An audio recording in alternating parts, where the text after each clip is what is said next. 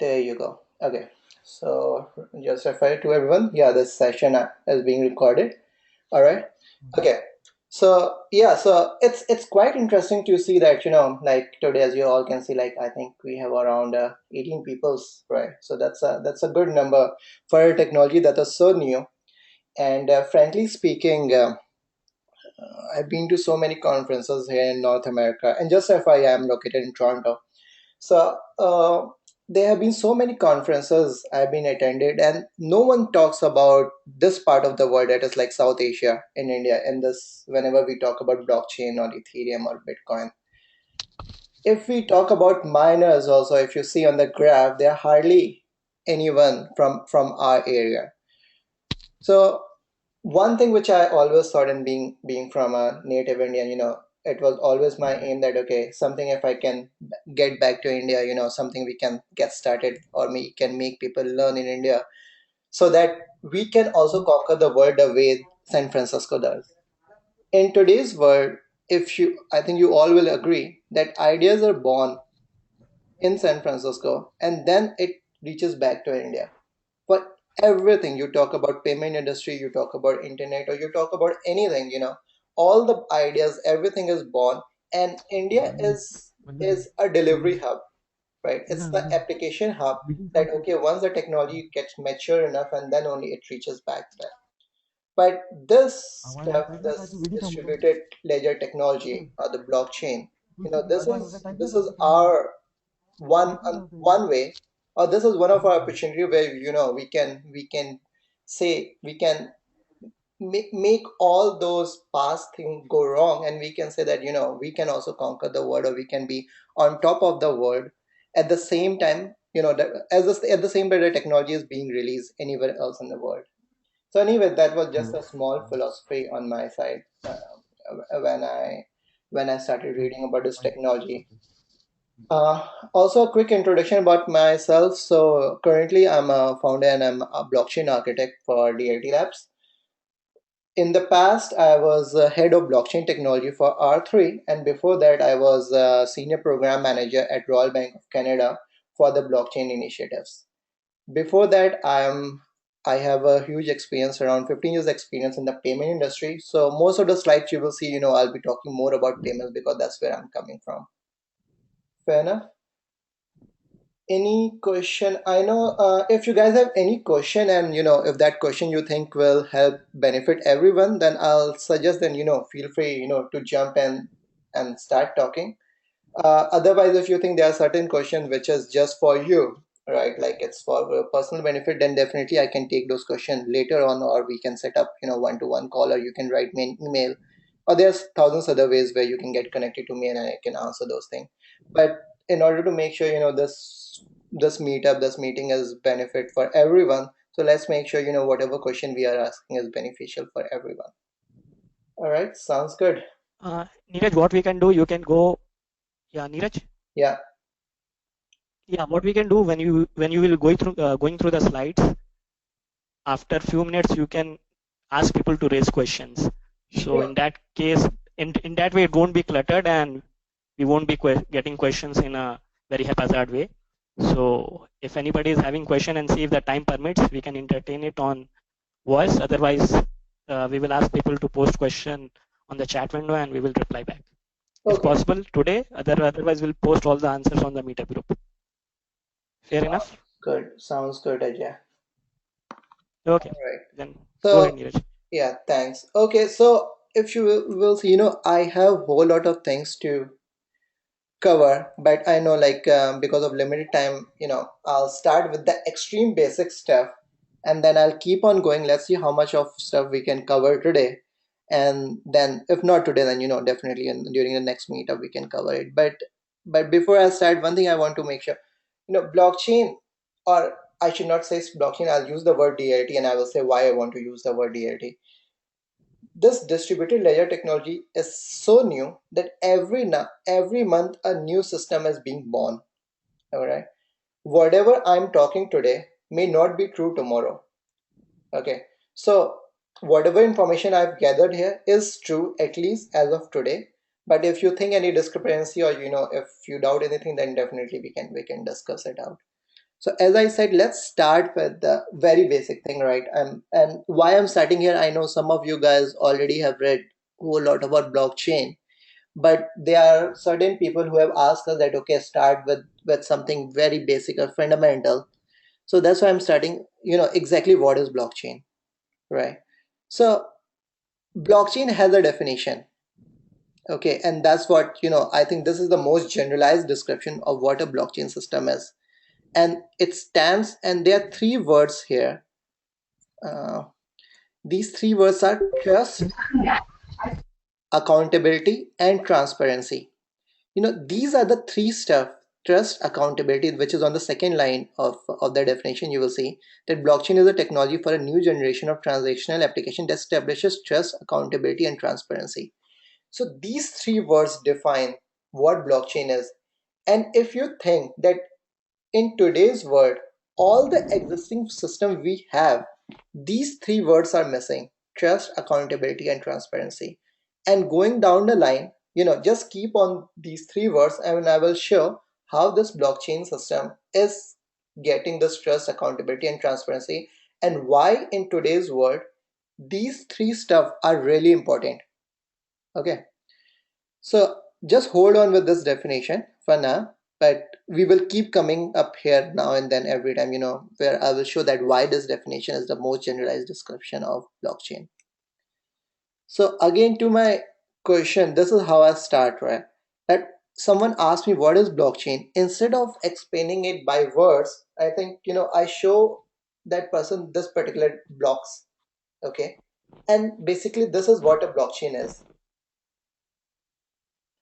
So in a very simplistic word, blockchain is nothing, right? As the name suggests, it is chain of blocks. One block, one after the other. Okay. The data is stored in blocks. It is not a new technology, right? Like we keep saying that, okay, blockchain is a new technology, but what is, the question is asked that, okay, what is new about this, about this arranging the stuff in blocks, right?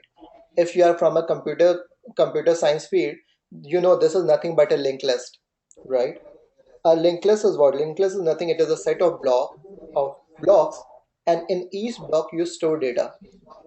So, and frankly speaking, this is what blockchain is. Blockchain is nothing but it is a linked list. That's true, right? And in each block, you are storing data in an organized fashion. And this technology has existed for always. So again, what is so unique about it? Why, entire payment system, entire world is so, they are talking so much about disrupting technology, that this is disrupting the payments, this is disrupting everything, right? And that's what I'll try to answer it.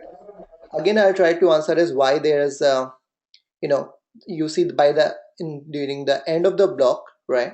There are two chain of blocks are forming. There's something in middle also, one block, that gray block is coming out. So yeah, we will talk about it, and why that gray block is coming out, why there's two white blocks which is not going in chain, and all those stuff. All right, so yeah, so defining what blockchain, this is what blockchain is.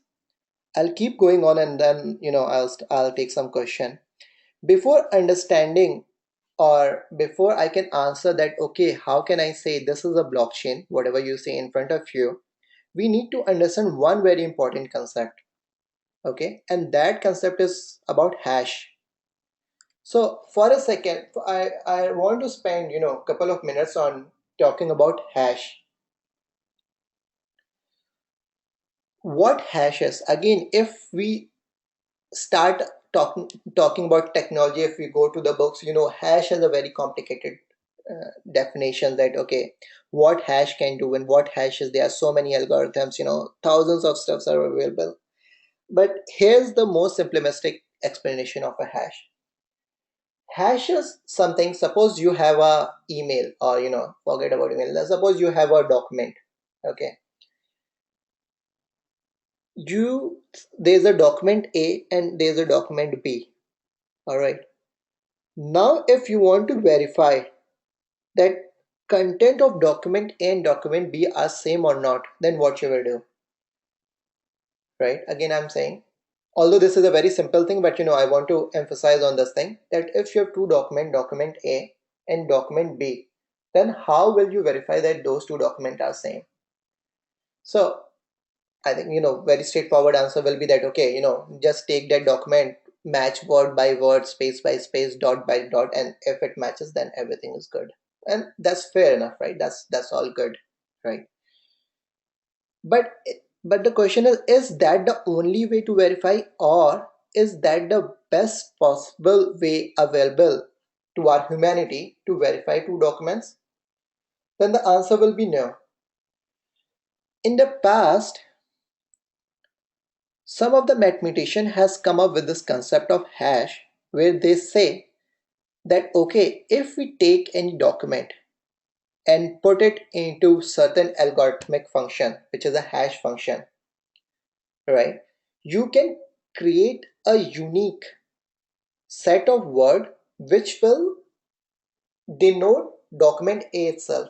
So what I'm saying is, suppose my name is Neeraj, okay, and I'm putting it into a hash function, then I'll get a string which will be equivalent to myself, which will be equivalent to name Neeraj. Okay.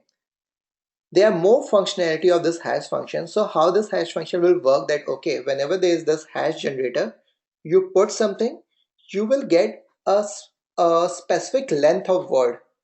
For example, let's take 256. Okay, if I'm putting Neeraj into this hash generator, it will create a 256 length of word which will be unique.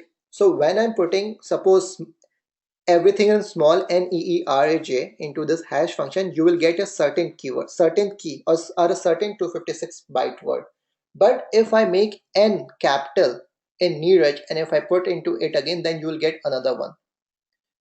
In short, what I'm trying to say is, if there's a document A and I put that document A under this hash generator, you will get a 256 length of keyword, okay, which will be unique to the document A. If you change even a single dot of document A, this 256 word stuff, this 256 bytes keyword will change drastically, not even simply, but drastically. And I can show you all those things. I do not want to go on the practical stuff, but I can tell you how to do it on your laptop. You can go and play with it, and maybe or in next some meetups, I can show you. So coming back to the point, right? So if I put this document A into this hash generator, you will get a unique 256 byte keyword. Okay. Now coming back to my original question, how to compare two documents. So rather than comparing those two documents, what you can do is you can simply compare the hash of the two documents, and if hash matches, then both the documents are same. If it not, then it not. So rather than comparing both the documents together, right? Two documents comparing each other like word by word or byte by byte, which is an inefficient way, you can compare just the hash and you can say a document is good or not. And this hash, if you'll ask me, this is not a new technology, and I'm not talking, something which has been discovered yesterday. This hash has been there, for years and years. All the digital signatures or, certain banking functionalities or cryptography works on this function. So it's nothing new. And if you remember my word, like I asked you that, okay, why we say that blockchain is a new technology? Actually, blockchain is not a new technology. It is just arrangement of some existing technology in a unique way, which somehow no one of us has thought before 2008, right? When this unknown guy, Satoshi Nakamoto, who no one knows who he is, he just said that, okay, let's take this technology, put it together in a certain way, and we can get something, something very interesting. And that interesting thing is blockchain. So one of the things which he used was hash, this hashing function or hashing methodology. The one which is used in Bitcoin, or which is mostly used by most of the blockchain, is SHA-256. I know it's a bit technical word, but we can talk more about what exactly SHA-256 is. But anyway, he used this certain hash functionality. So I think I tried my best to explain hash. I want to pause here for a second and see, like, if anyone has any question on this hash, how to generate hash, or any question about what hash is. Because for you, it's very important to understand this hash functionality before I can go to the next slide and explain you what blockchain is. So I'll just pause for 2 seconds and see if anyone has any question. Neeraj, Ankur here. Yeah, I'm good. So I wanted to I'm still not clear on the hash part, you know. Mm-hmm. So any specific question you have, like which part do you want to, or I can explain everything again if that's the question. Yeah, because if you're saying hash is pretty much integral to understanding blockchain, then Mm-hmm. I would like to understand hash in a better way, you know. You Okay. explained about two documents, having some characters, putting it in a function, right? So that part I understood, but I don't know how it may be used in a lot of industries since ages, but maybe I'm not that much aware of hash. Mhm. So see how hash is generated. That's something we cannot talk here because I should not say cannot talk here, but that's a very big topic that how hash is generated. But as long I think whatever I was trying to make you understand that there's suppose just and take it this way. There's a hash generator which is a black box. Okay, you do not know what is happening in that black box. That is a separate topic. We can talk separately that okay, how this hash functionality work. But for now, just take it that okay, hash is a black box, and if you put anything inside this hash, okay, you will get a unique 256 bytes. Okay, and it will always be unique. So as I said that if I'm putting suppose Ankur, if Ankur is in small, then suppose you will get 1 2 3 4 5 for example. Okay, and if you put Ankur with A as in capital, then you will get like 1 5 6 7 9 8. So something drastically will change. Another functionality of hash which you should know is that okay, the output will always be 256 bytes. Again, in our case it will be always because we have designed that black box such a way that always the output should be 256 bytes. That's second functionality. Third, which you should know is that okay, if you get 256 words and you do not know what document A was or what was the input to the black box, there is no way you can figure it out in the back direction. That there is no way that you get that 256 word and you can say that whether in Ankur A was capital or A was small or whether it was Ankur or not. So what I'm saying is like forget about how the hash functionality is generated. Just remember three things that okay, anything you put under in hash black box, you will get something unique. It will always be unique. All right. Second functionality, Mhm. if you put anything into the black box, you will get a fixed size of byte. In our case, assume 256 bytes. So anything to the black box, you will get 256 byte. Third, if you have that 256 byte, there is no back way. You cannot generate Anchor from that 256 byte. So it's one directional only.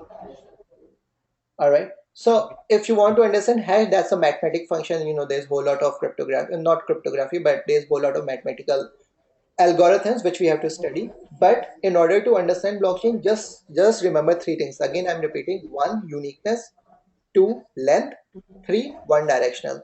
If these three things are clear, then I think we are good to move ahead. Yeah, this is good. Thank you, Thanks. Sanjay. Thanks. All right. So assuming things are good, I'll move to the next slide. Okay, where I will show how the things are brought together to form a blockchain. So before I just showed you three like a series of blocks, right? Right, and I said this is blockchain. So let's do a deep dive on this one. So uh, 1 second. Okay, so you see these blocks are connected to each other. That's what these red lines are showing. Okay, if I'm again I'm assuming that people are not from computer background, but if you're from computer background then you will see this is how the linked list is there. But still I'm assuming that people are not from computer science background, so I'll explain in full detail that what it is. So and I'll really go very slow. So you see there are three blocks, right? And each blocks are connected to each other. So let's start from first block, which is the rightmost block. right? Where you see H in the bracket and then, there's data in previous header. Ajay, Umesh, I don't know. Can you see my cursor moving or no?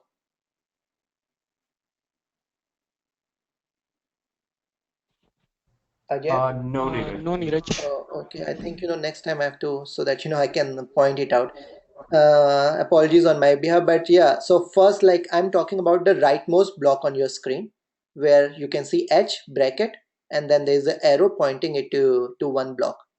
Okay, so this first block is called Genesis block. Now these are the keyword which you guys should note, because you will keep on seeing whenever you will read about blockchain, these terminologies will keep on coming. Okay, so the first block is always called a Genesis block. So the way what is specific about this Genesis block is, when you study more on the basis of this Genesis block, at any point of time you can generate this entire chain, and I'll show you how. So first of all, what you do, this Genesis block on a computer system will have an address, right? Any field on a computer system has an address. That's a given thing, right? That's not nothing unique. But every field or every data on a on a computer system has a address. Okay, in this first block you see there is some data, right? So you have a space on your hard disk or in your memory somewhere, right, which has a unique address. Okay, and there is some data. Okay, and in a blockchain system what you will have to do is you will have to store the address of this block somewhere. If you forget the address of this Genesis block, then you will lose everything, because this is the start of their chain and this is a Genesis block, so this is very important. Okay, so this H bracket, whatever the header address is or whatever is the address of this first block, you will store it securely somewhere. Okay, now when we move now from right to left, I'm moving. When you move from right to left, block 1 to block 2, I'm sorry, from block 1 to block 2, you see we are storing the address of block 2 in block 1, and the same way address of block 3 in block 1, sorry, in block 2, my apologies, I'll repeat. For block 1 on the rightmost side, we are storing the address somewhere secure so that we do not forget. Okay, then address of block 2 is being stored in block 1 and address of block 3 is stored in block 2, and this way the chain will keep on going and going, and this is what blockchain is. I'm still not done. Like I want to relate why I talked about hash before. I'll come there, but again I'm repeating myself, so I just want everyone to be clear. So again, right from rightmost side we are storing the address of first block, then address of block 2 is stored in block 1 and address of block 3 is stored in block 2, then address of block 4 will be in 3, and so on and so on and so on. Okay, now when we say that I'm storing the address, okay, basically it's not the address, but I'm storing the hash of each of the block, or in other words I can say that I'm storing the address as well as the hash, whatever way you want to represent it. Okay, and I'll say what do I mean by that. So again, starting from first block, what I'm doing is I'm creating a hash of this first block on the rightmost side and I'm storing it somewhere secure. Okay, that's why it's H for hash. So again, rightmost block is the first block. I'm storing that, I'm creating a hash that is a unique, now go back to my definition. What is the characteristics of hash is, it should be a unique, so a unique value of this data, and I'm storing it somewhere secure. Then what I'm doing, I'm going to block 2, whatever data is there, I'm creating a hash, I'm storing the hash of 2 in 1.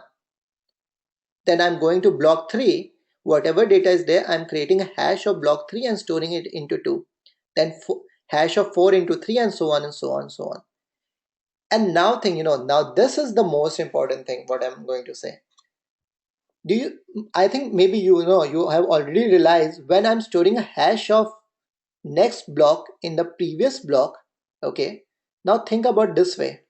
If I'm a hacker, okay, and somehow I got the data of block 3, and if I change it, right? As I said, because of definition of hash, if I change anything in block 3, hash will change right away. That means I will have to change block 2, that means I have to change block 1, and that means I will have to change the genesis block. You see what I'm trying to say? How we have reached, how we have achieved immutability? And this is a very important word now, immutability. Okay, we are saying that if we organize the data in this fashion, we can achieve immutability, which was a topic of research since years and years. There's nothing immutable in this world, especially on internet. But what Satoshi Nakamoto proved that by arranging the data in this particular fashion, we can achieve immutability on internet, or in another word, we can get trust on a trustless internet. So I'll repeat my last sentence.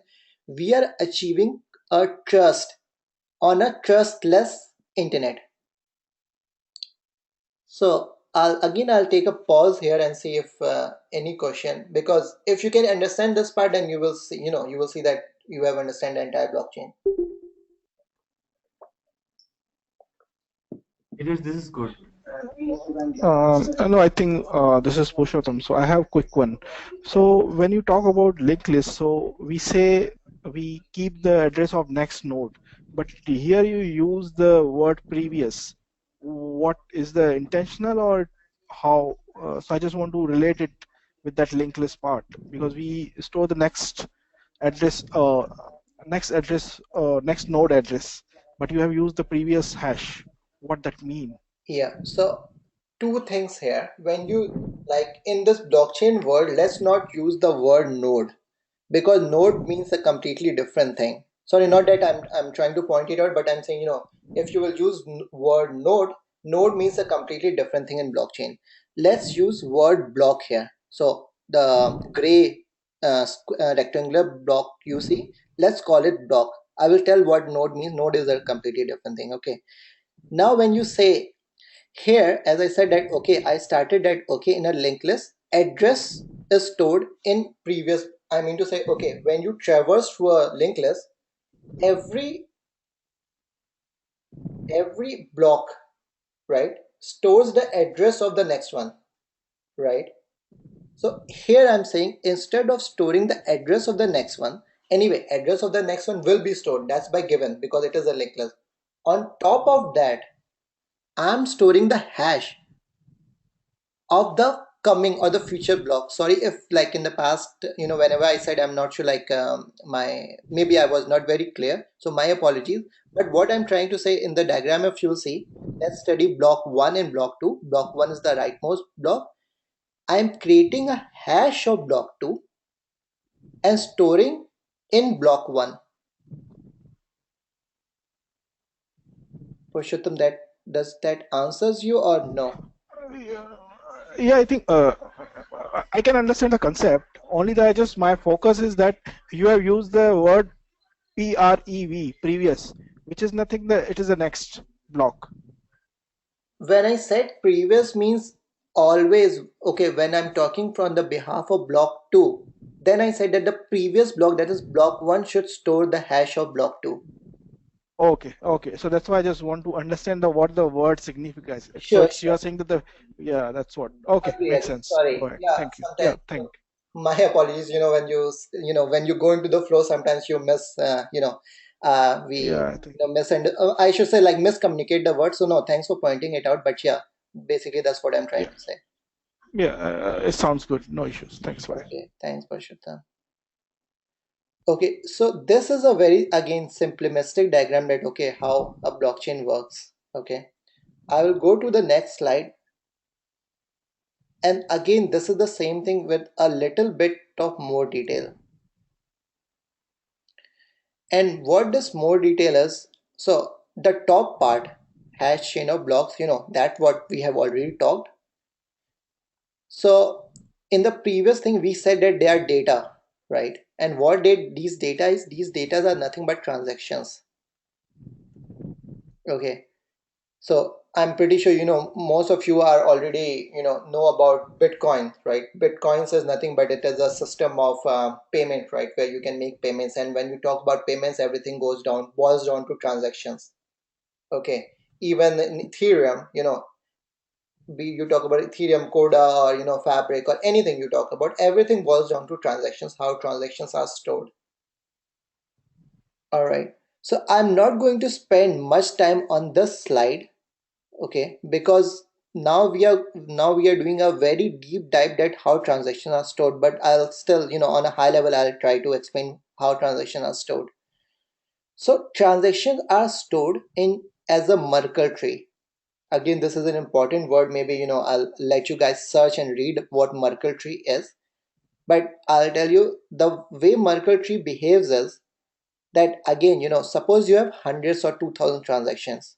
Okay, on blockchain system you cannot store that 2000 transaction inside the blocks.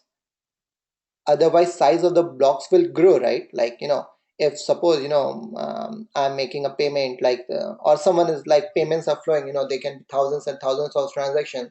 If you will combine all those transactions and you try to store in a block inside the blockchain, it will become highly inefficient, right? So you cannot store all the transactions inside the blocks. Okay, and also it's a fact, especially in Bitcoin, the maximum size of the block is 1096 MB. Okay, so in the thing is, right, that okay, you cannot store, maybe I can be wrong with some values, but you cannot store all the transactions inside the blocks, because blocks is something which will travel across the system, or it will travel across the network, right? And you cannot make so much of data travel across. So what you do is you create a Merkle tree. And what Merkle tree is, so the way it's shown in the example, you have four transactions right at the bottom, which is called the leaf. You see transaction, transaction, transaction, transaction. So transaction is there at the bottom. Then what you do, you start taking two transactions, like every transaction group of two. You take two transactions, create a hash, and you go up. Again, like rightmost two transaction, you create a hash, you go up, you keep on doing this thing, and you create a master header hash. Okay, so the way I explained the previous thing, think of this way. Now if you store this transaction to now you can store this transaction to anywhere outside the blockchain system, right? As long as you have the header or the hash of all these transactions stored inside the block, no one can go and change this transaction, because if you change even a dot of these transactions, then everything will change. So in the blockchain, be it any blockchain, you don't store the entire transaction in the block, but you just store the hash, or to be very specific, Merkle tree head of those transactions inside the block. I know this gets a bit heavy, but I don't want to go into more details because that will confuse everyone, and there's a whole lot of other stuff we can talk here other than talking about Merkle tree. So I Yeah, think Neeraj, the trail structure will become very much heavy for the people right. from So non-computer science background. I'll So just pass on this one, and I'll go on some of the interesting facts, so that you guys don't feel sleepy. So let me pass on a couple of slides. Okay, so I will just name. I do not want to go into very detail. So there's thousands of not thousands, hundreds of blockchain in this world currently. So there's Ethereum, there's Fabric, there's Enigma, there's Coda, right? But what I would like to talk here is, like, since this is our first meetup, right? Like, let's talk something very general, that okay, blockchain, and why it is disrupting the payment system, and why we really need a blockchain system. So okay, we so far, we talked about what blockchain is, and the power the blockchain has. It is the power the blockchain has is it can create trust between two trustless party. And what I mean is that okay, if there are two people, that is, suppose it's me and Ajay, and I want to do some transaction between me and Ajay, right? And I and Ajay, we do not know each other. How should we create a trust? So in today's world, what we do, we always bring in a third party who will sit between me and Ajay and will say and will be a proof that okay, I'm giving something to Ajay and Ajay is giving something back to me, right? So we always need a third party. And actually, I will speak I think for next 5 minutes, and the end of 5 minutes, I'm trying to show you how blockchain is so helpful for the payment ecosystem. And from there you can see that not only from payment, but you talk about healthcare, lawyers, land registry or stock exchange or anything, why blockchain is so powerful and how it has the potential of disrupting the world. So coming back to my example, if I have to if they has if someone has to do any transaction between two parties, okay, between me, so again I'm taking the example between me and Ajay, I need the third party to be there. Now let's get more specific. If I have to make a payment between me and Ajay, right, how will I do it? Forget, suppose for a second, let's forget that there's no internet banking, there's no credit card, there's no nothing, okay. If I have to pay 10 rupee to Ajay, then there's only one way I can do it. If we are, I think we all are living in this in today's century, not in the barter system. So I have only one way, that I will have a currency note of 10 rupees and I will give it to Ajay. Okay. And how Ajay will prove that he has this money? He will hold at 10 rupees in his hand, saying that he has this money, and no one else can claim it. So that currency, that 10 currency note, it has the unique feature that it is unique. It cannot be reproduced. Well, you can, they are black money and all those things are there, where you make a copy of currency. But I'm talking about idealistic world, where if you hold a 10 rupee currency, 10 rupees currency, then it is unique and the person who hold this currency has that 10 rupees. Okay. This is how the system was working. Now, lots of like in especially the 90s and early late 80s, right, lots of I'll use the word lobbyist, or lots of businessmen came into picture in this payment industry. They said that okay, since number of transactions are growing and they give thousands of reasons that it's that we should move towards online method of payment, right, that we should build a payment, or we should build a system so that we can pay online. Okay, so that's a good idea. That will, because the globalization was happening and lots and lots of things were happening. So yes, we have to move online towards for the payment. So they started in the 90s system. They started building a system. So lots of networks, like Visa, Mastercard here in Canada, Interac in India, we have Rupia and all those things. All those networks start coming in, which started helping banks, and banks started helping consumers. That okay, now you can just go online and you can make a payment. Now we have credit card, debit card, so many ways by which we can make a payment online. So someone is sitting at another corner of the world, you can make the payment. So it's all well and good. But if you start thinking it this way, right, that okay, whenever I'm making a payment, like again, if I'm making a payment from Neeraj to Ajay, so if you know if you start thinking about technically, right, that okay, I go to my online banking, I make a payment. So what it happens, right, if you go inside the banking world, there's whole number of systems. There's mainframe, there's middleware, there's security and whole lot of stuff on my bank side. Now my bank takes the money, it give to the network, which can be Visa, Mastercard, or any network, or Discover any network.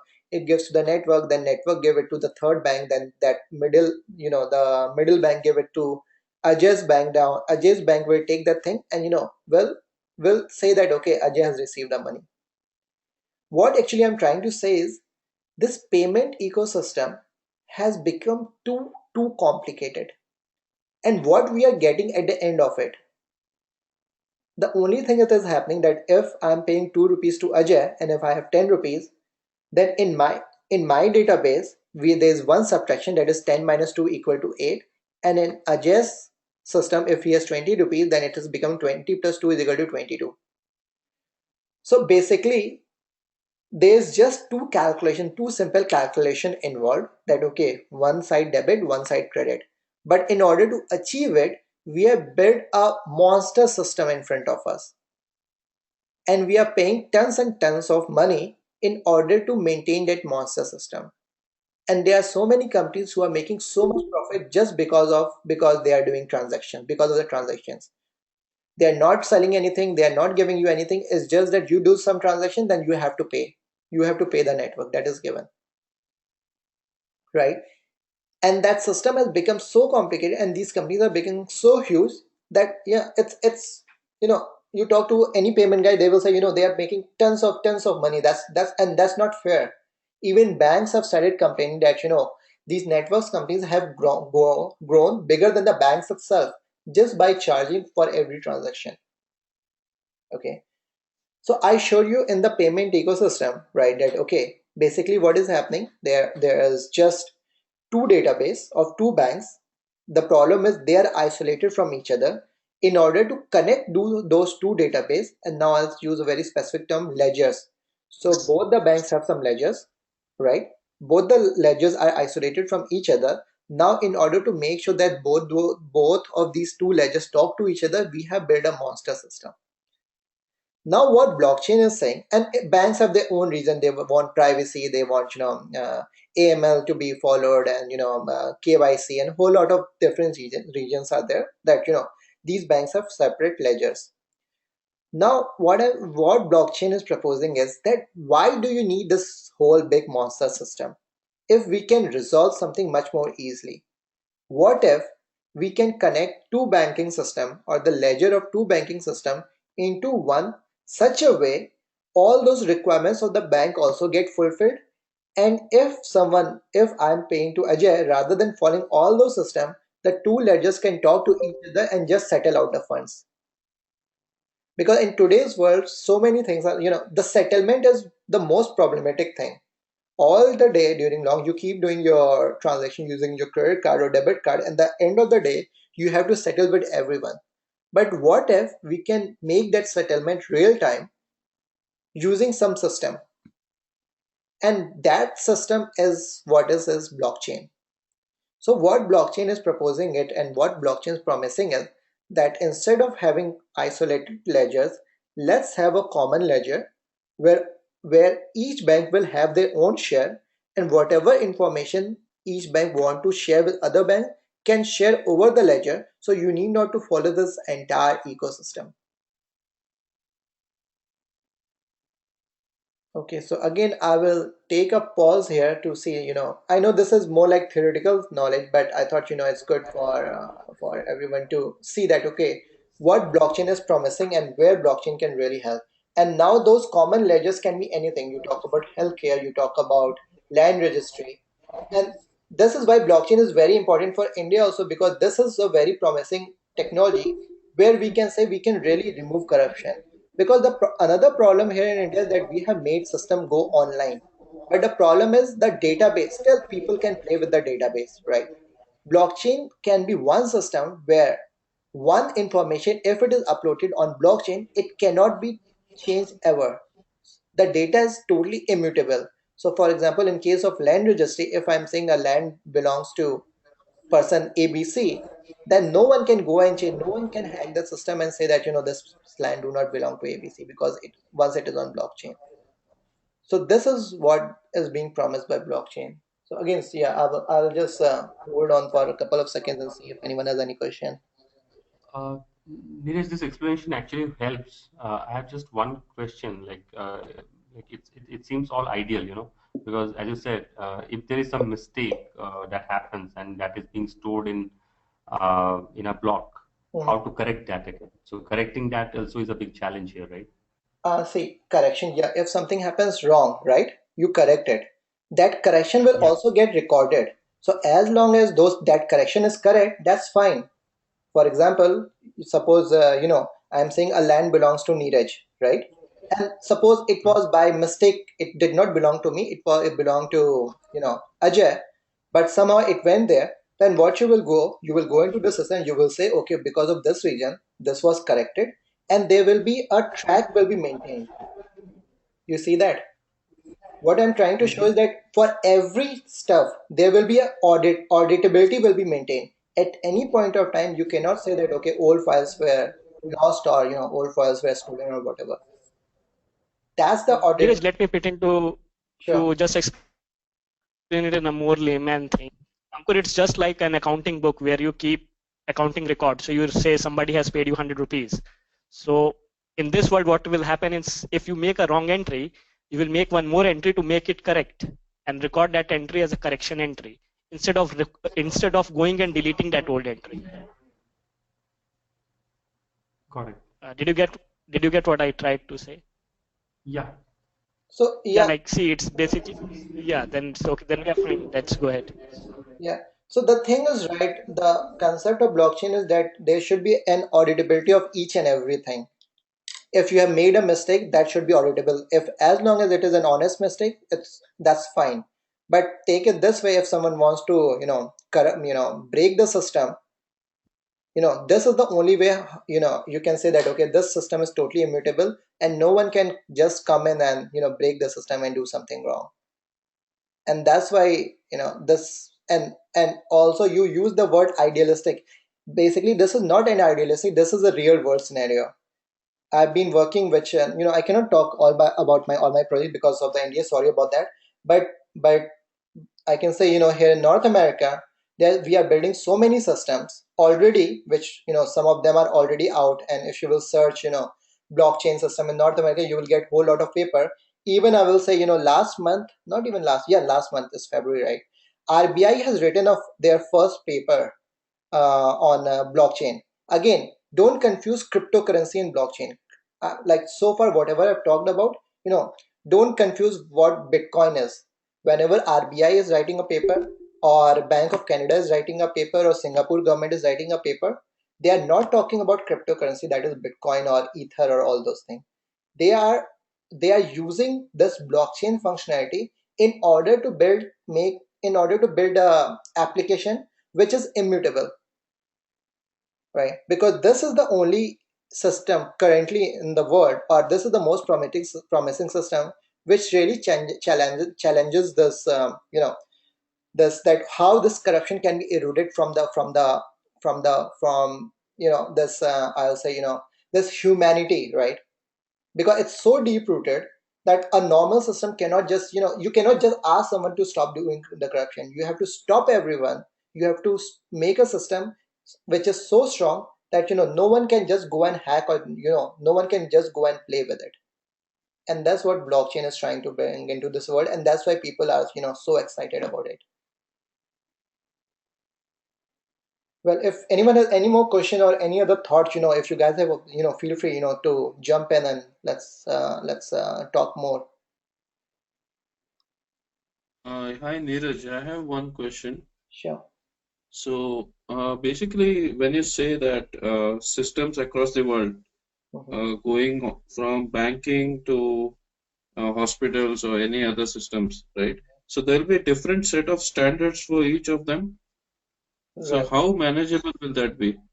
Yeah, so that's a really very good question. And so yeah, the so here I will reinstate the problem, in a more specific way. So basically what you are saying that, okay, there are healthcare, so there are so many banks, and there are so many organizations. If they all start adopting their own blockchain, then how will you connect all those blockchain, or should I say that how will they connect all the ledgers?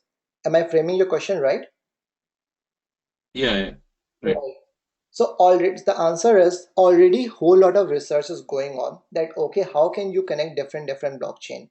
And one of the best answer today is, if you know this company Ripple.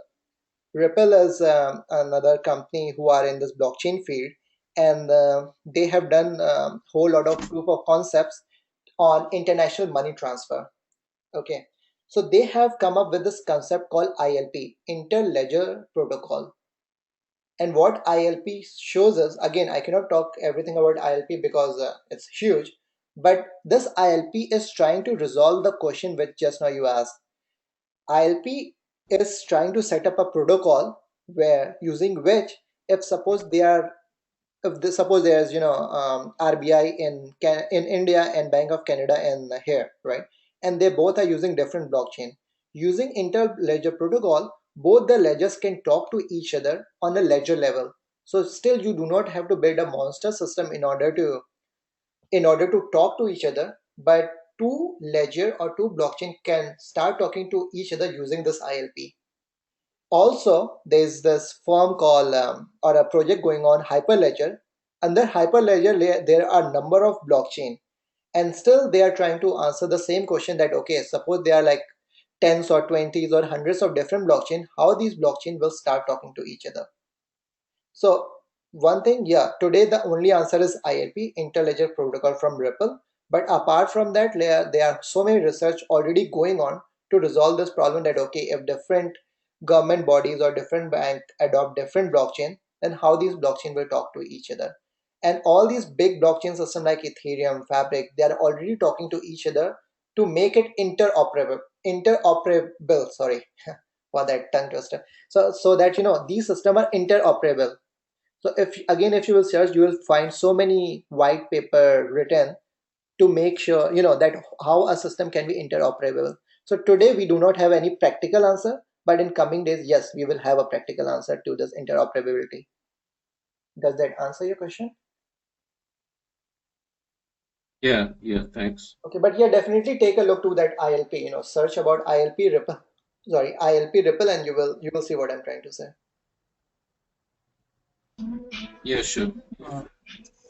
Yes, sorry to bring up a question that might not related to this. No, You no just problem. talked about Ethereum and Fabric are interoperable, right? Or you say so No, so no. so Ethereum per se they have got their own currency, right? Whereas Fabric does not have anything Mhm, similar, mhm. right? Right. So I'm just wondering how both of these are able to communicate or how they can talk, how your this interoperable thing will apply over here. Okay, sure. So one thing, as I said, I did not say that Ethereum and Fabric can talk or are interoperable. What I said that the talk is on to make them interoperable. So today, neither we have any theoretical or practical answer to make both these system talk, but in coming days we will have. I just want to make clear. Okay, that's one thing. Okay. Okay. Second thing, you talked about currencies. Okay, that Ethereum has a currency, Fabric do not. Right. First of all, the reason why Fabric do not have a currency and Ethereum has a currency. Again, for that we have to do some deep dive, but I will try to explain on a high level. Ethereum, you can run on a public network, as well as Ethereum you can run on a private network. What I mean is, for Ethereum there is a main network running, okay, where all those miners and currencies is floating and everything is happening. But at the same time, I can take the software of Ethereum, which is Geth or ETH or whatever version, and I can start running on my own. So I can create my own blockchain. Okay. Whereas in Fabric, it is not run on a public network.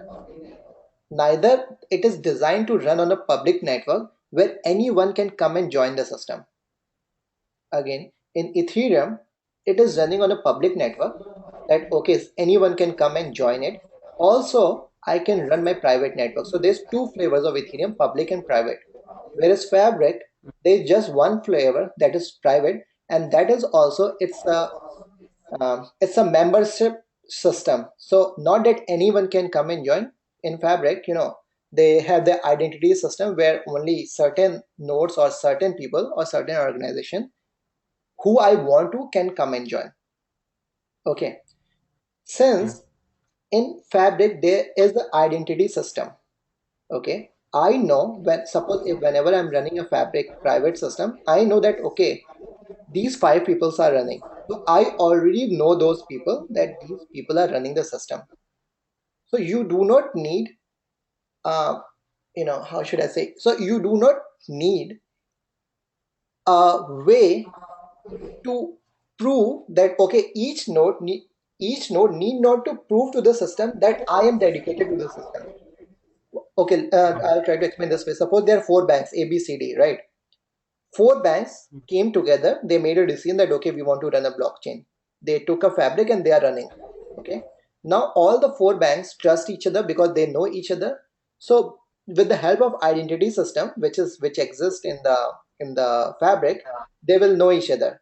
So you do not need any currency there. Okay. Or I should say, you do not need any assets there in order to prove yourself that okay, you are dedicated to the system.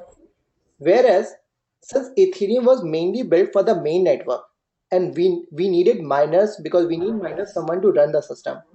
So that's why the concept of currency is already there. So whenever I run in a private network, that concept is still there. It's just that I can say that everyone will have millions of ether, and but it is private. Those the value of those ethers are nothing. It's just that it is you can say it is a known stuff. It will be there for always. It's just that you will not use that feature in the private network. But when you're talking about interoperability, this currency has nothing to do. If you want to downgrade or downplay the currency feature of Ethereum, you can downplay it. Don't use that feature. It is just there so that you can run it on the main network. I know it got a bit complicated, I'm not sure, No, like, no, Neeraj, I think that helped. That helped. okay, I could make fair enough, understand that. right? Yeah, because, yeah, take it this way always. If a system has currency feature, that means, they want to run it on the main network, like they want miners and everyone. Whereas Fabric is not designed to run on the main network. It is designed to run in a closed network. You cannot take Fabric and make it run the way Ethereum or Bitcoin works. It's not designed that way. Okay. Yeah. Anyone else? Any question or any point which we can discuss Oh now? yeah, Neeraj, Purushottam here. So one quick one. Mhm. So does that mean that it's the blockchain throughout all the intermediaries from the maybe any payment system or whatever the transaction system or any other system? Does that mean? Yeah, well, straightforward, although I should not say, but yeah, don't ever quote me, but yeah, that's the plan of blockchain system, right? But Okay. but the thing is, no one will go out, but the role of the players will change. Take it this way. Mm-hmm. Till now, all the payments related project were done by banks, right? Like credit card or anything to do with payment was done by bank. Now is the first time in the history you will see telecom companies are coming into this payment system. For example, Apple Pay. You all know Apple is one of the biggest player, and I've worked on Apple Pay. I know how big Apple Pay is and how much banks wants to implement Apple Pay. And Apple is not a payment company. They are not a bank, but they are ruling this world, right? Same way in India, Airtel payment is coming. Paytm, we all are seeing it right away. So you are seeing there's a shift in role, that who is doing what. So in coming days, again, it's my personal view. The way I see, once this blockchain goes to production, there will be a change of role, that who is doing what, because still you will need some people or a company to run the system or to support the system. I will not say run the system, but to support the system. And that's where the role will start changing. I think the most important, the best practical example is study Ripple, how they are challenging Swift. But at the same time, Swift are also coming. Excuse me. But at the same time, Swift is also coming with their own blockchain system. Not their own. I think they have partnered with Fabric, if I'm not wrong. Right. So you will see a change in role, rather than those roles will totally go away. But what you will definitely see is a much simplistic system than what exists today. Does that answer? Okay. Yeah. Yeah. That makes sense. Okay. Thank you. Okay. Anyone else? Ajay, how are we doing with time? I don't know how much time we have. We are left with some 20 minutes. Neeraj, can you also introduce permission ledger? It was asked by one of the Oh, sure. member here. Okay, yeah, sure. I think we did cover private blockchain a little bit while earlier, so if we can do that also.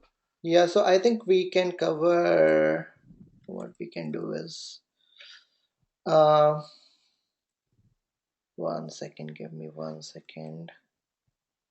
Yeah, I thought I will cover this, but mining, like, you all know, right, that there's a difference in mining time between Bitcoin and Ethereum. I could have explained why there's a difference, but since permission level, let's Yeah, that is an interesting topic. yeah, but I think, Yeah, actually, sorry, Yeah, but I think that will be more better if we per, cover this permission ledger thing, because that will cover the basics. sure, sure. So let's talk about permission ledger, and also, let's talk a little bit about Coda. I don't know you guys have heard about Coda or not. This is the brand new blockchain in the market from R3, and it became open source, I think, end of October sometime. Okay. So when we talk about, and there's Enigma from MIT that is still not out. Okay. So let's talk it this way. Fabric, right? From IBM, that is one permission ledger. Coda is a semi-permission ledger. Ethereum is a is again, Ethereum is always very difficult to describe because it's so generic that it's not a permission ledger, but you can make it work like a permission ledger. And I keep hearing that, okay, enterprise Ethereum is going to come in coming days. That's a different thing. I do not know how this enterprise Ethereum will work. It is a permission or a open. But let me describe from definition wise what's the difference between a permission and an open. So as I was trying to explain, again it goes to the same talk. If you talk about Fabric or if you talk about Coda, these blockchain systems are defined for certain use case. They are not at all designed for a cryptocurrency. Although, yeah, you can run a cryptocurrency, you can do anything, but basically they are not designed for a cryptocurrency. They are basically designed for a certain use case. They are designed for so that big organization, banks or healthcare or governments can use it. Okay. And again, when what exactly by we mean by permission is, okay, before I go this way, like, let's talk about Ethereum. I said, right, Ethereum can be run in two ways. One is the main network, that is network ID 1, which is already running. Also, you can run privately, that, okay, four banks can come together, they all can run one node of Ethereum, and they can start exchanging transactions among themselves. Suppose now these four systems are running, okay. Whenever you do a transaction on node A, it will go to all the four node, regardless whether you want or whether you do not want. That's point one. Again, I'm repeating. On Ethereum, as of today, if there are four banks A, B, C, D, if bank A does a transaction with bank B, whether bank A wants or do not want, the transaction will be replicated on all the four nodes. That is, there a transaction between A and B will be known by A, B, C, and D. Okay, whether you want, whether you don't want one, there's no way to stop it. That's how Ethereum is designed. That's one. Second, if you want to add a new bank, that is bank D, it's very easy.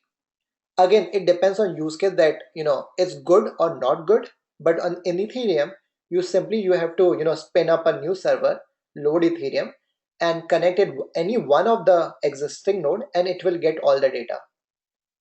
So you see, it's not permissioned. You cannot make a permission that what all information a node see, or you cannot make a permission based system that, okay, if that whether a fifth bank can be added or not. So technically you cannot make it on Ethereum as of today. Maybe in enterprise Ethereum you can do, I do not know, but today you cannot do. So that's why we say that Ethereum is an open system or an open blockchain chain where any of the node can come in and get connected very easily. And this is good also in a way, right? Again, whatever I'm explaining, don't I'm not saying that, okay, one is good or one is bad. I'm just saying that, okay, this is how it works. So that's how Ethereum works. But when we talk about Fabric, they have this membership system.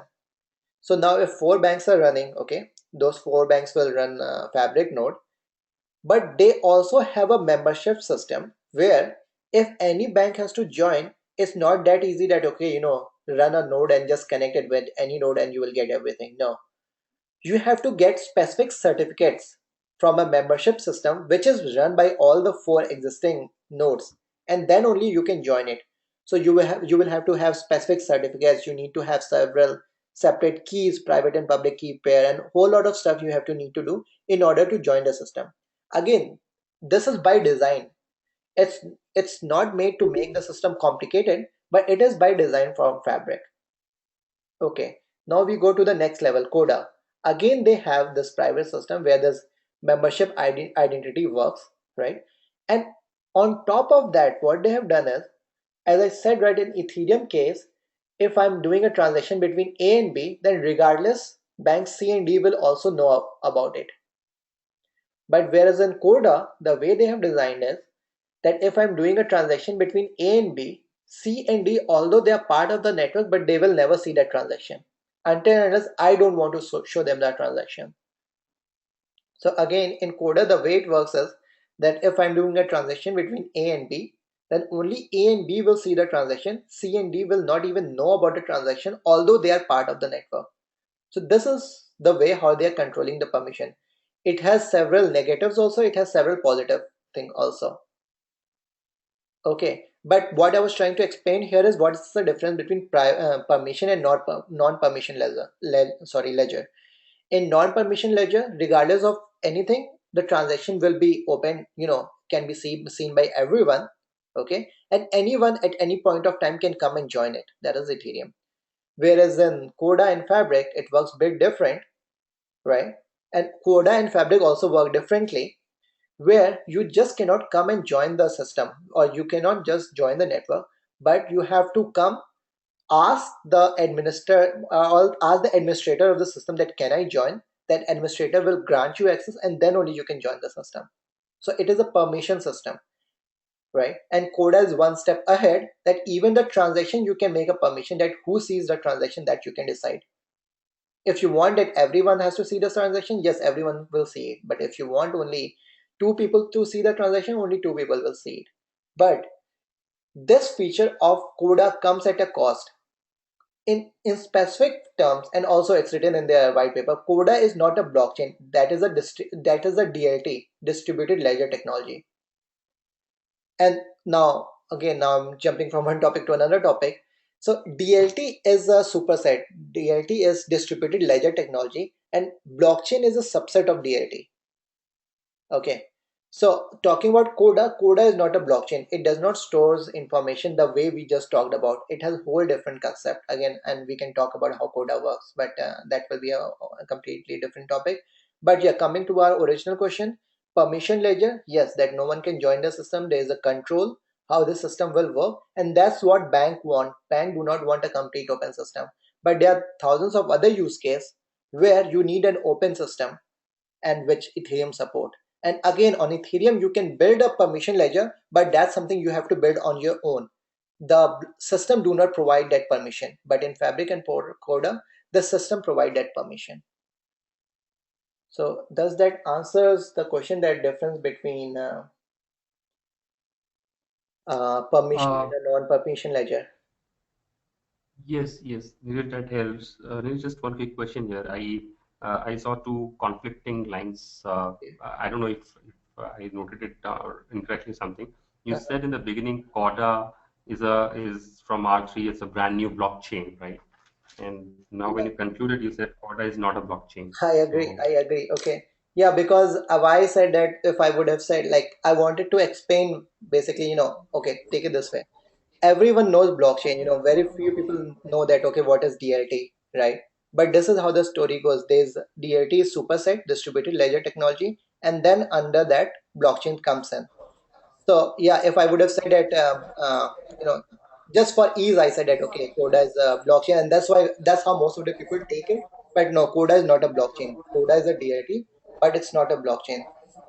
And why I said that, that's, the only reason was, if I would have said at that time, it would have made people confused. That's the only reason. okay, But thanks for pointing it out for everyone's clarity. fine. So you said CODA, the additional membership identity. So there is a transaction level permission is there, which actually comes with a cost, right? That's true. So maybe we can say, though we say CODA is not a blockchain, it's a DID, Mhm. but we can still say it's something similar with maybe more security feature, right? They say it is a blockchain inspired system. So, okay, Coda has its own history. What Okay. I will tell you, and that will answer your question indirectly. What happened is, okay, Ethereum was there, then Fabric came in. So, what these people said that, okay, Ethereum was a generalized, okay, it's a generalized blockchain. Same Fabric was also generalized, more or less a generalized blockchain from IBM. So these R3 people, what they did a year ago, they started going to the banks and they form a consortium of banks, right? Mm-hmm. They said that, okay, all the banks come together and you tell us that what's your requirement for a blockchain system. That if you want to implement blockchain, what all things you want, okay? All the banks, they started giving certain requirements to these people, and based on those requirements, they came out with this system, okay? Mm-hmm. So this is a blockchain. Say again, the Coda, they say Coda is not a generic blockchain system. They are mainly for the financial stuff. Maybe you cannot use for you cannot use for sure, not maybe, but you cannot use for all the use cases. It's specifically designed for financial transactions. Mm-hmm. So it's very specific. It's for a specific need of the banks or the financial institution, and that's why it is designed that way. Now it is good or bad or what? There's a whole lot of discussions going on. Means I'm no one to say that thing, but yeah, that's how it works. And yeah, that permission at transaction level, it comes at a cost that now I think that question, so I'm very sure someone will ask me in coming days, or it might be in your mind, that if transaction is being shared between two of the system, if one system goes down, then what? How are we making data available? Because data will be lost if one system goes down. So yeah, we do not have an answer right away, or I'll say, I don't see any answer right away, but I'm pretty sure they will come up with some solution in coming days. Okay. I know I did not answer it directly, but you see, like, Coda is first specific product for a financial institution. Just to add more into it, from a purist point of view, working on a blockchain technology, that person will not consider Coda as a blockchain. That's true. Correct me if I'm wrong, Yeah, Neeraj. it's it's in their white paper, so there's nothing, they themselves, they say Right, they are not a blockchain system, but they are a blockchain inspired system. right.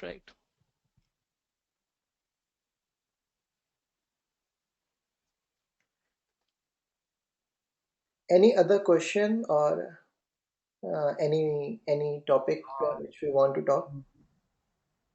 No, no, this is good. I just had like I was you showed a slide that talks about mining and you wanted to cover that, but somehow you got pulled Okay. towards talking about the permission. Yeah, Please, yeah. sure. Okay, so yeah, okay. So actually, my plan was that I should have talked about mining first, and then I should have told a difference between Bitcoin and Ethereum.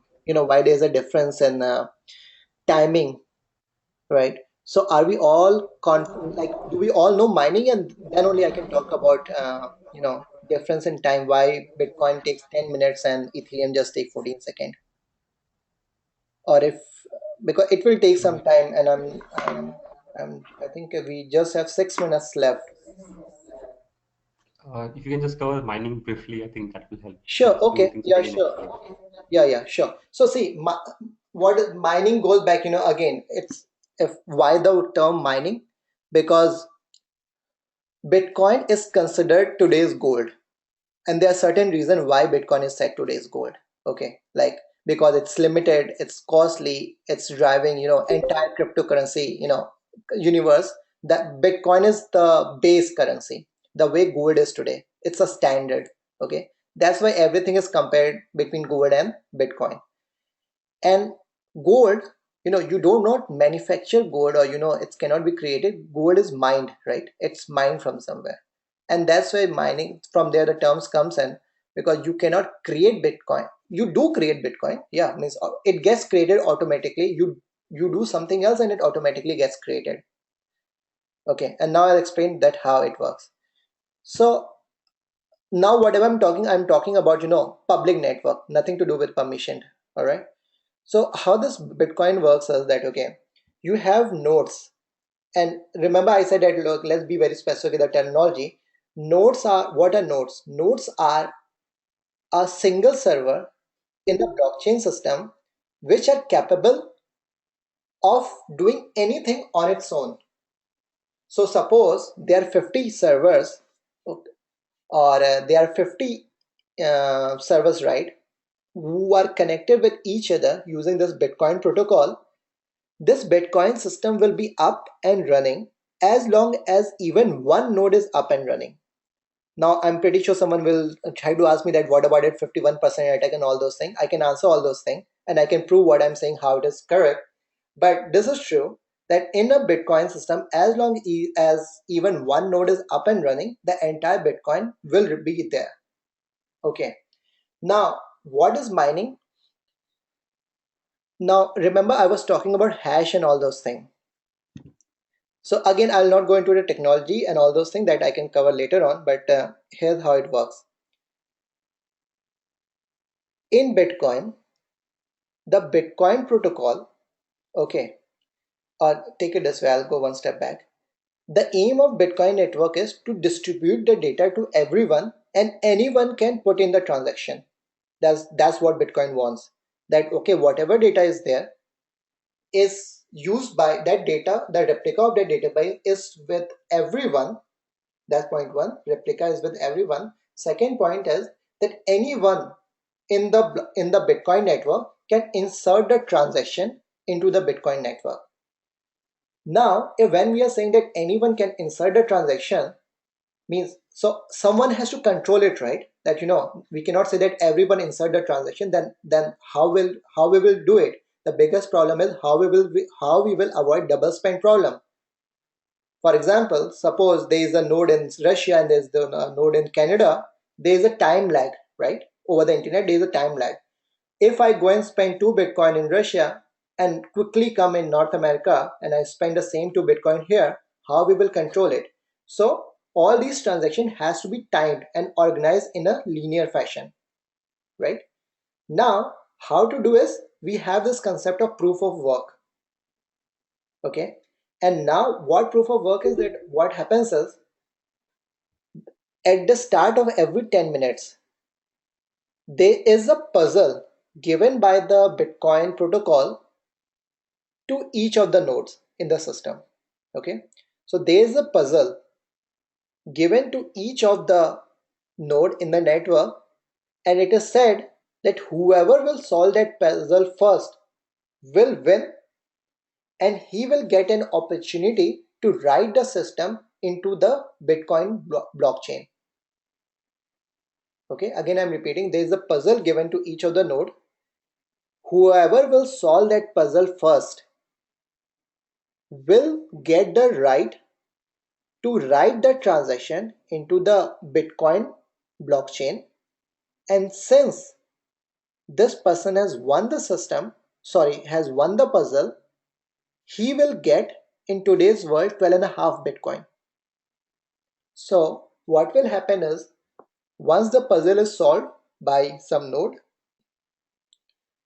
in order to reward that node, Bitcoin protocol will generate 12.5 Bitcoin on its own from nowhere. It will just generate 12.5 Bitcoin and it will give to that particular node that, hey, you won, congratulations, take it. So this generation of Bitcoin, because this is where the Bitcoin is getting generated, this is called mining. And that's what there are so many miners over the world who at every second, they are trying to resolve this puzzle so that they can get this 12.5 Bitcoin. And again, sorry, like I will stop here. This was in a most layman term that, okay, what mining is, but there's a whole lot of algorithms and protocols there, which, definitely I can cover up in our next meetups. If I think, we can see like what everyone is interested in, that's why, we can start talking about that. But for now, does that help or no?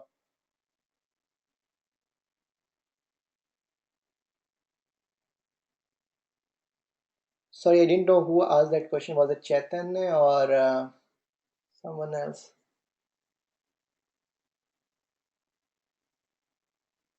I also do not remember. I think it was Ankur, maybe, Okay. Anyway, because Rahul wanted it to postpone this thing to the next session. Anyways, I think Neeraj, we should end this session now. It is already, we have passed the time. right. So anyway, yeah, then I can say, thank you so much for everyone for joining the session. And plus, for any specific questions, feel free. So here's my email on the screen. Feel free to email me or be in touch with Ajay or Ramesh because I work very closely with them. If you have any specific question or any specific requirement or anything we would like to talk about on education purposes or anything, then definitely, we can get connected one to one. I can find out some time, we can set up some call, and definitely we can work out together. And definitely in coming days, And in case of, more sessions Yeah, like this. yeah, can you share the recording? Is it Yeah, possible? yeah, definitely. I will yeah, give me a day or so. It's just that I have to run for some other stuff. But definitely in coming days, Sure, sure. I'll share. Like in couple of days, I'll. we will share the recording link in the meetup group in the discussion Sure, sure. forum. And Mm, guys, if you have Definitely, any yes. question, sure, just put it down in the meetup group, and whenever any one of us get the time, we'll reply it for sure. And try to be in touch there with us, and we will let you know when the next meetup is going to happen. And the only request is, Sure. next time we can do some survey. So guys, if you can ping us, tell us that what topic especially you are interested, like for example, mining or, Ethereum coding or Solidity or anything, that will help us, that will help me actually, to be well prepared in order to present it. Okay. And that will Yeah, actually, help us. Neeraj, we did one survey, but yeah, I had started one survey, but the response was not very much, so we Yeah. couldn't So that collect will, any mhm. lot of stats from it. And presently, also the number of people who had RSVP'd as yes was a huge number, and I do not see that many people turned in here. Yeah. So, but But no, yeah, that's fine. But yeah, thing think like this happens. see, my aim is, to spread this Yes, knowledge to as many people as I can. So I will be very happy when I can educate one people on this technology. So that's my aim. But yeah, we will keep doing our work. And whoever joins, I'll be more than happy to explain or Sure, impart sure. whatever I have on my side. All right. Sure, sure. So guys, Thanks a I have lot. to. Yeah, sorry, someone is saying something. Yeah, thanks a lot, I said. No problem. Thank you so much, guys. I have Yeah, to run. So, but definitely we'll be in touch. All right. sure, Thanks, sure, sure. everyone. Have a good night. okay, bye Yeah. everyone. Bye. You too. Bye. Bye. Thanks everyone. Bye bye.